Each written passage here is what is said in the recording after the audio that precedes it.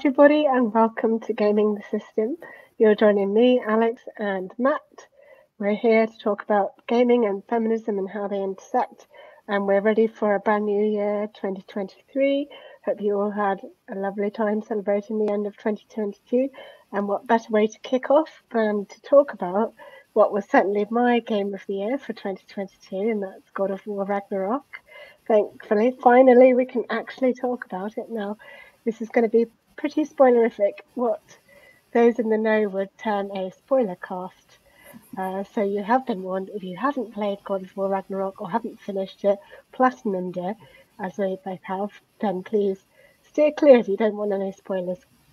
And that's my warning done, basically. So I guess I'll kick off just by asking, like, where do we start, Matt? Where would you like to start? There's so much to discuss.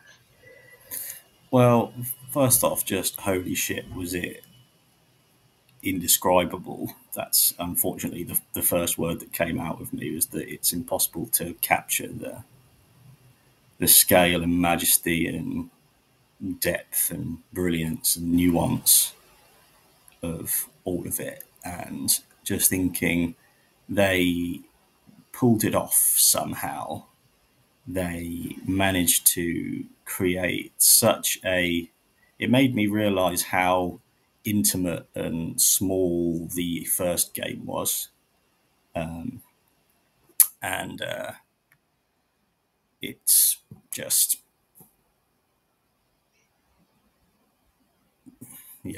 ridiculous.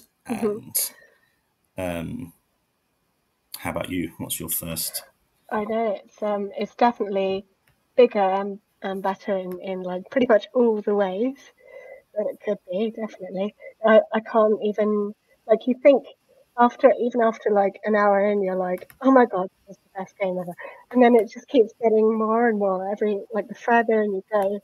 There's so many surprises, so many twists and turns, so many things that just blow your mind. Or at least that's how I felt when I played it. It's just, yeah, I can't even begin to start putting it into words, really, but we will try. This is the point of this podcast. I guess one of the things to start with, perhaps, would be just one of the biggest things about the game is probably the story. There's a lot to cover there because a lot happens, but I guess we can start with our general impressions of the story itself. The changes in the relationship between Kratos and Atreus, and just like all the different character arcs, the growth of characters, all that sort of thing, really. I could probably have like entire episodes on each character. That's how like deep the story went into like each of the characters. And what's so cool is that I think the game rewards you for going and finding out more about each of these characters and their backstories. Even characters like side enemies from the first game, like Sigrid, one of the Valkyries. There was a whole mission side quest on her backstory, which I found absolutely fascinating. But it wasn't even like a major part of the story. There's just so many things about every quest, even if it's a side quest. It just feels like it really matters to the whole, and it's not just stuck in there just because. And I really can't even begin to comprehend how much of an effort must have gone into piling this all together. I don't know if you have any thoughts on that, Matt. Yeah, on that note of every single side quest feeling like it seriously mattered, and it seriously gave you something that you would expect would be they would crowbar into the main story. But to put in perspective, the last two trophies that I got were finishing the Mimir quest line of killing all of those like evil warrior spirits. I remember going through a bit of that thinking, I just want to do this to get the platinum, so I'm not surprised by anything when I'm talking about it later on. And thinking of them, they're a bit of sort of a lesser version of the Valkyrie fight, because they serve the same sort of mechanic. You go and find this Gravestone. Yeah, gravestone, this list of enemies in one thing. And Mimir's Kratos talking to Mimir, because Mimir is sort of full of vengeance and anger, and Kratos is sort of talking to him, trying to talk him down. But then it gets towards near the end, and Kratos is going, very well, we shall stop them. And then at the end, Mimir says, oh, I don't care about vengeance anymore. I just want them to not hurt anyone. And then after you've killed the final one, Mimir says that to Kratos and says, well, why did you, we didn't have to do this. And Kratos says something like, you can't be talked out of vengeance. You have to arrive there yourself. And that was a tremendous gift that Kratos gave to Mimir, something that he was never able to have when he was consumed with vengeance. And Mimir says, you've come a long way since I met you on top of that mountain. And then Kratos said, I have had good counsel since then, brother. Yeah. And it's just so good. It's just so, like, it made my heart swell every time there was, like, there's just the relationships are so wonderful, like, between all of the characters, and it just makes me feel all wholesome and lovely, and just it's so complex, like the layers, how that you can see it change as you play through. You're like, oh, it wasn't like this earlier in the game, now we can see how it's changed. It's just an absolute emotional roller coaster. The times I nearly cried, like I cried at least 3 times properly, like properly sobbing. But there were so many times I was like this close to crying. And I was like, what have you done to me, video game? That's not how video games work. But yeah, it was just absolutely amazing. Yeah, that was... oh, no, go ahead. No, you go. So that was either the last or the second to last. I think it was the second to last one that I did. And then that touched me because Kratos, one of the massive things is Kratos calls everyone by their name. Yes. Yeah. In it, that he never did. The only person he called by name in the first one was Atreus. And interestingly, Balder, I suppose, because he talks to his son and he talks to his enemies.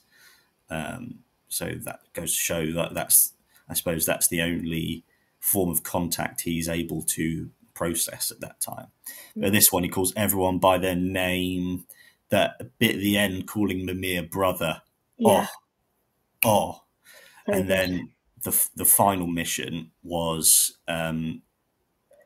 defeating the new Valkyrie Queen, who hated Freya. And Freya, first off, her choosing not to fight against Kratos anymore.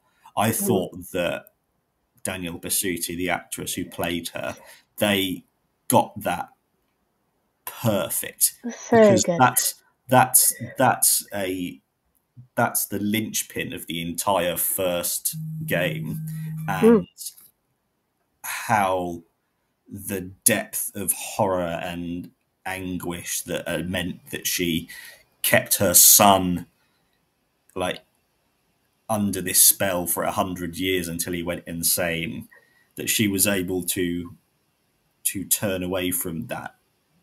And then she tries to do that at the end with the Valkyrie Queen, and says, I understand this hatred you feel and you have to let it go. And then the Valkyrie Queen just goes, end it, and Freya kills her. And she does. Yeah. I wasn't sure whether she would, and then when she did, I was just like, oh, it happened. Oh, it was just there's so much going on there. So good. And that whole scene that you mentioned when, like you say, it's the linchpin of the first game, where Freya decides to forgive, essentially, and and becomes an ally with Kratos again was absolutely one of the standout scenes for me, especially after the big battle with Nidhogg. It was insane. It was insane. I can't get over how incredible that battle was as well. The God of War has a reputation for just like really great surprise moments, and that was one of them.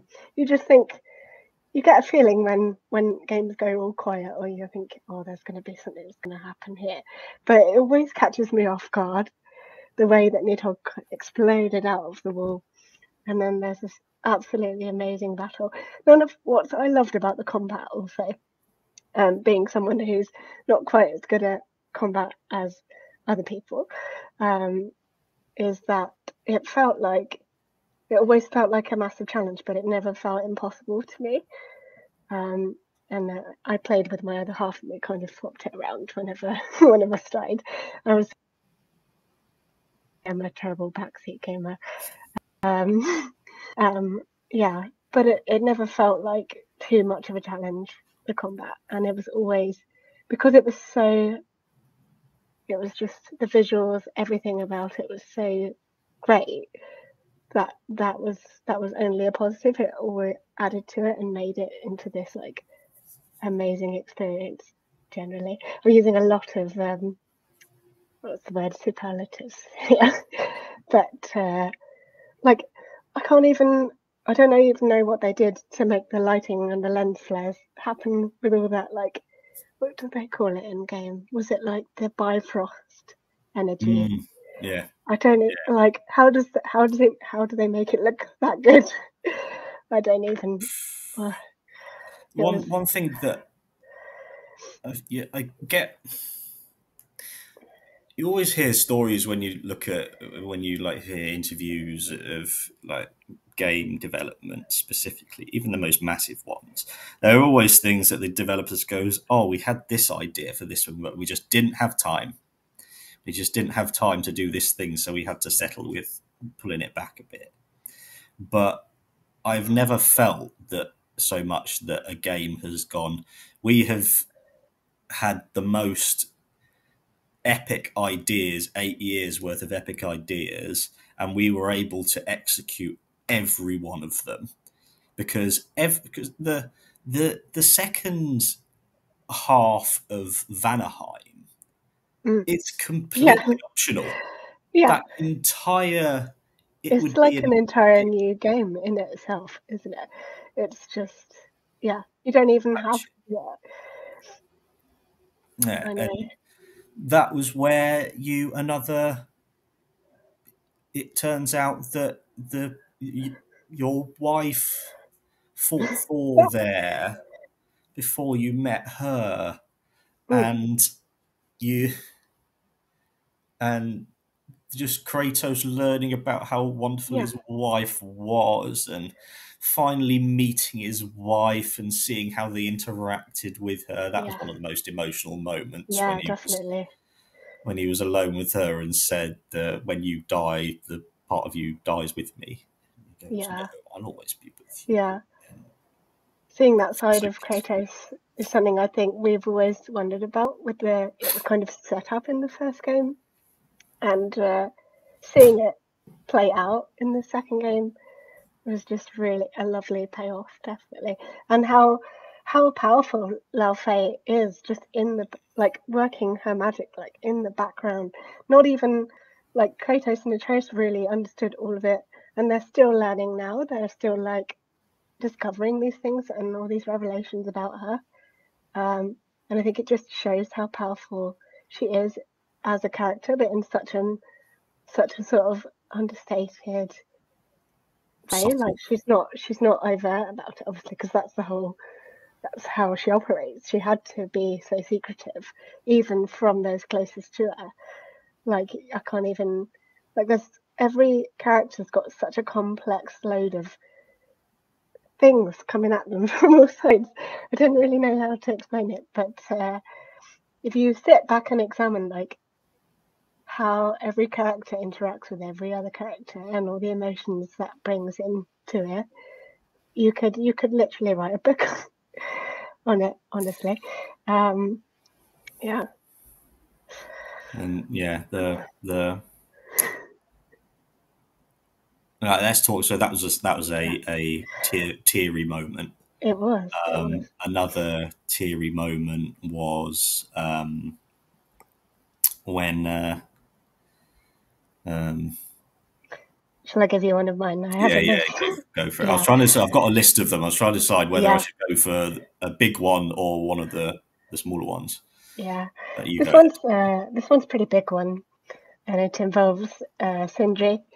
ahead. And so after Brock has died, spoilers, um, and you go and you try and speak to him, and you're feeling all the emotions of Brock dying and how sad Atreus is and how right he wants to make it, and you go to him and you see the change in him is the starkest change I think I've ever seen, like played out just so well, not even like verbally acknowledged. You just take it all in with your eyes, and you notice, you see he's not wearing any gloves, his hair's all messy, his eyes are like bright red, he's just so angry in his face, and then he starts speaking, and you're like, wow, he's really, it's just, oh, so many emotions.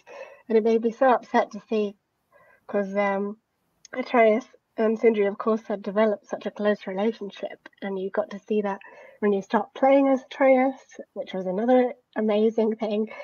And you get to go on little side missions with Sindri and Atreus, and I think it's amazing. But seeing that relationship then break down in such a like shattering way it was absolutely horrible, and I felt all the emotions for Atreus and for Sindri, and the way you you just know it's completely done as soon as Sindri tells him to fuck off, basically, because he never swears, and you know that things are wrong. There's several ways that you can tell that Sindri's just completely gone off a cliff because he can't deal with what's happening, and to see it like shown to you in so many different ways was like absolutely incredible. And that was when I cried. That's really, I had to take 10 minutes because I was properly sobbing. Yeah, like the amount of times I turned to my other half just like, can we pause it? I need some tissues. I can't, can we take a minute? Yeah, that was one of mine, definitely. And seeing how Sindri stays that way for pretty much the rest of the game, it's one of the saddest parts that I think, if I can think back and remember in terms of the whole story, is that his story is never, it doesn't have a happy ending. And of course, that's what life is like sometimes. But to see that happen to one of the most beloved characters in the story is just heartbreaking. And I know it looks like I'm smiling, but nervous laughter is sometimes how I deal with difficult emotions. So, for those of you who are listening, you can't see my face, but I'm sure you can hear it in my voice. So yeah, I don't know how you felt about that scene. Yeah, that really felt. I think they've set up future games in a very skillful way, because I feel like Kratos' story has wrapped up. The final giant shrine with him Yes, in gold, yeah. that one Mm. broke me as well. That one was really, Just yeah, think that of was, how far he's come, and that he's he's found his peace, yes, a new life. And Freya, my favorite like companions to go together were Kratos and Freya. mm. I love the two of them just exploring together.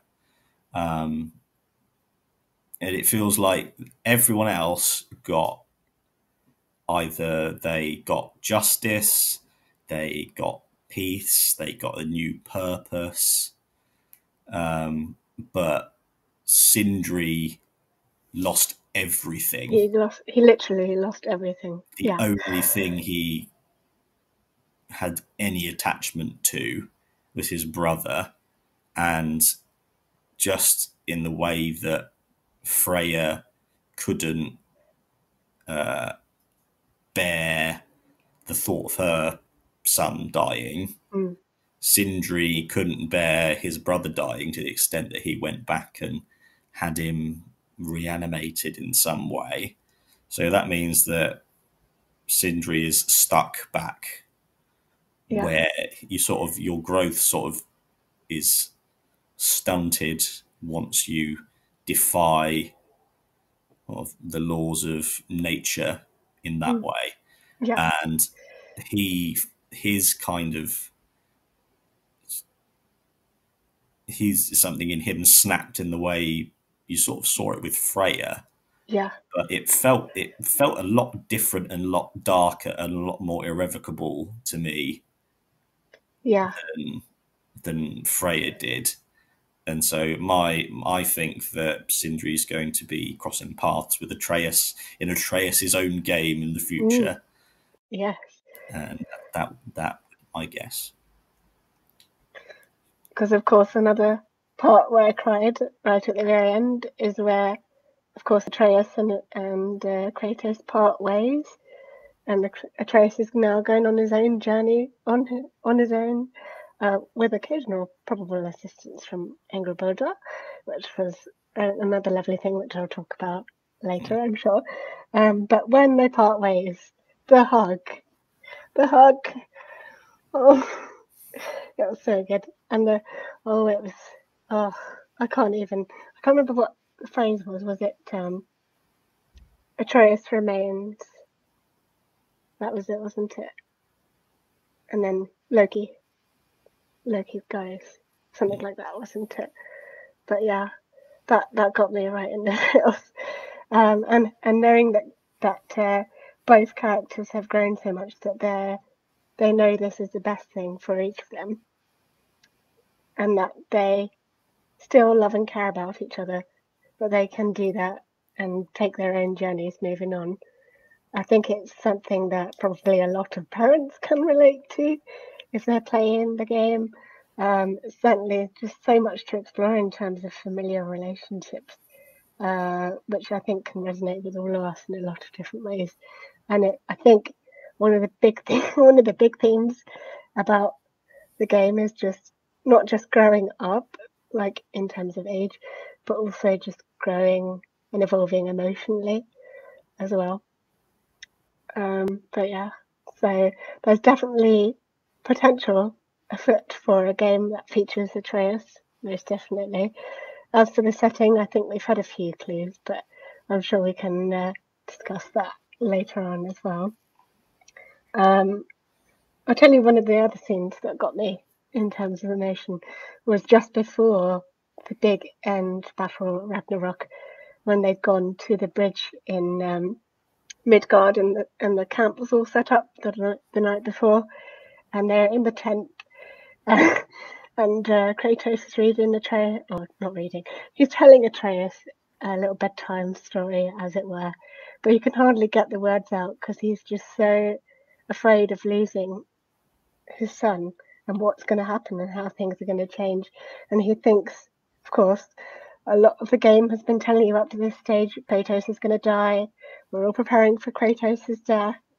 And it's like he's suddenly realised in the tent, oh, that's going to be happening tomorrow. How do I deal with this? How do I say goodbye?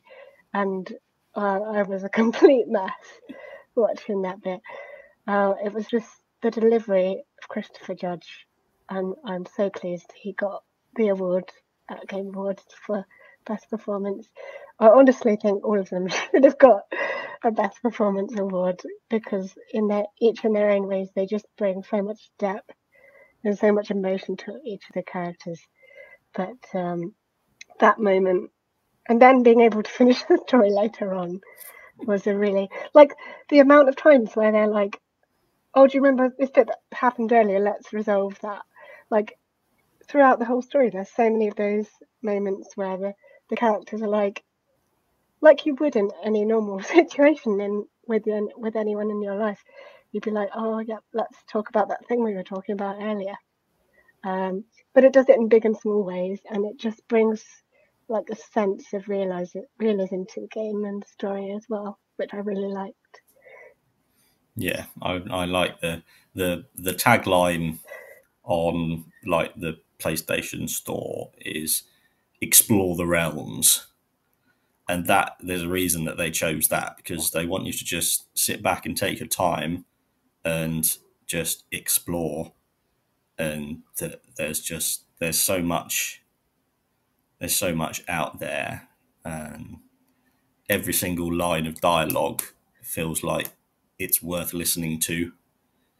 It's not just like filler, like padding dialogue for like in between things. And yeah, it's how every single side quest builds your understanding of characters, and to the moment where Kratos and Atreus part ways, and that Kratos is finally comfortable with the idea of him not needing to be watching over Atreus all the time.